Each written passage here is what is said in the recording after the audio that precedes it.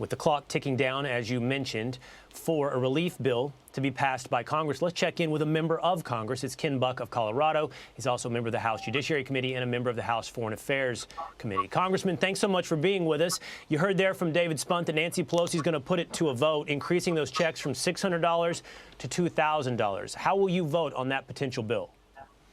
I absolutely in favor of giving the American people $2,000. I think it's the right move. I think the president's absolutely right. But that's only part of what the president is suggesting.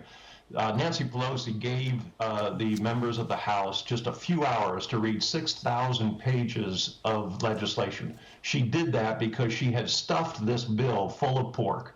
We are funding, in a COVID relief bill, we are funding 2 new museums to women's history. We are funding social engineering programs in Pakistan. We are funding a panel to examine the succession of the Dalai Lama. All sorts of pork projects in this bill. What the president is saying is, make America first. Bring America, make America the priority. So stop funding foreign projects in a COVID relief bill. Knock that out and take that money and use it to fund and give the American people a $2,000 check. If Nancy Pelosi does that, I think she'll get overwhelming Republican support. She'll certainly have my support. But just to add a $2,000 payment instead of a $600 payment to the pork that's in the bill is just unacceptable. But is she going to do that, Representative Buck? Is she going to take the pork out of there and all the programs that she loves? I guess I'm curious, is that what the bill's going to look like? Well, once again, she gave us 6,000 pages in a few hours to read it. I'm sure we won't have a chance to read this bill before we vote on it, and the Democrats will vote for it. The Republicans want to see the bill. If she strips the pork, if she stops giving her pet projects in the United States and overseas this money, she will get Republican support. But it takes more than just an hour of debate to understand a bill like this and to fully examine it. So I would hope that she would start sending this bill out and letting people know that all these terrible projects are being stripped from the bill and that the American people are going to benefit. This is just a play that Nancy Pelosi and Chuck Schumer are making to try to win votes in Georgia. Let's just be upfront about that. And it's a very cynical play because it deals with something that's very important to the American people. Well, we know that's what they do. They did the same thing before Election Day.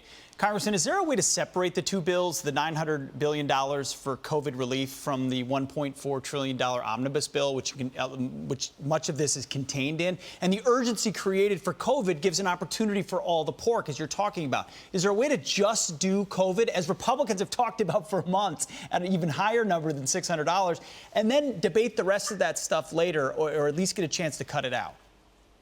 It's a great point, because Nancy Pelosi actually had brought other kinds of pork to stop this bill from being passed before the election. She wanted to help fund the failing pension systems in California, New York, New Jersey, and other blue states. She was involved. She wanted to make sure that the president didn't get a win before the election by sending out a check to the American people. So she has stalled for months to make sure this bill didn't pass. And now, on the eve of this bill passing, she is going to refuse to take out the pork that's necessary to fund an additional payment that the president is asking for the American people. Congressman, just a point of clarification. I want to move on to ask you about the coronavirus vaccine, but just as a point of clarification, it sounds like when you're answering Rachel and Pete's questions, your support for the $2,000 increase is tied to reducing the pork in the government spending bill. If that's not accomplished, if Nancy Pelosi won't take that out, I'm reading between the lines, then you will not vote for an increase in the COVID relief checks? I will not vote for an increase in the COVID relief checks that places a huge burden on our grandchildren to pay back the national debt, the $30 trillion in national debt that we have already accumulated. Absolutely not. All right, thank you for clarifying where you'll vote on those bills that possibly look like they're coming in the next couple of days to Congress. Let's ask you about this really quickly. We know that several members of Congress, like Alexandria Ocasio-Cortez, have already gotten their COVID vaccines. I'd love to ask you where you stand on that. First, let's take a look at AOC and some other members of Congress and where they've been on getting the vaccine. The COVID vaccine became available to members of Congress last night, and we are urged to take it. Okay, that's it.